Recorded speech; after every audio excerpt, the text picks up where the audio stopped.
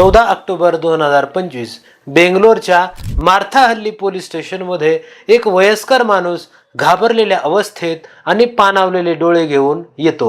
तो म्हणजे retired engineer के मुनिरेड्डी.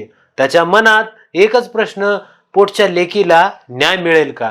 मुनिरेड्डी यांची मुलगी डॉक्टर कृतिका रेड्डी एक नावाजलेली स्किन स्पेशलिस्ट. मात्र तिचा नवरा डॉक्टर महेंद्र रेड्डीनं उपचाराच्या नावाखाली इंजेक्शन देऊन तिचा खून केला.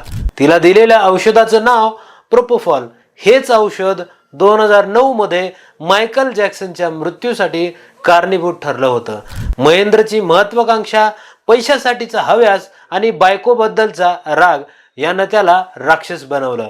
पुराव्यांअभावी पोलिसांनी मृत्यूची नैसर्गिक नोंद केली, पण तब्बल 6 महिन्यानंतर कृतिकाच्या धाकट्या बहिणीच्या चातुर्यानं सत्य बाहेर आलं आणि अखेर डॉक्टर महेंद्रला अटक झाली. डॉक्टर असलेला नवरा इतका निर्दयी कसा बनला? डॉक्टर कृतिकाचा खून तिच्या डॉक्टर पतीनं का केला? धाकल्या बहिणीच्या चालाखीने तब्बल 6 महिन्यानंतर ह्या मर्डरचा उलगडा कसा झाला? डॉक्टर महेंद्रने स्वतःच बायकोला संपवण्यासाठी काय प्लान केला होता आणि तो प्लान कसा फसला? ह्या सगळ्या प्रश्नांची उत्तरं देणाऱ्या डिटेल व्हिडिओची लिंक कमेंट बॉक्स आणि खाली दिली आहे.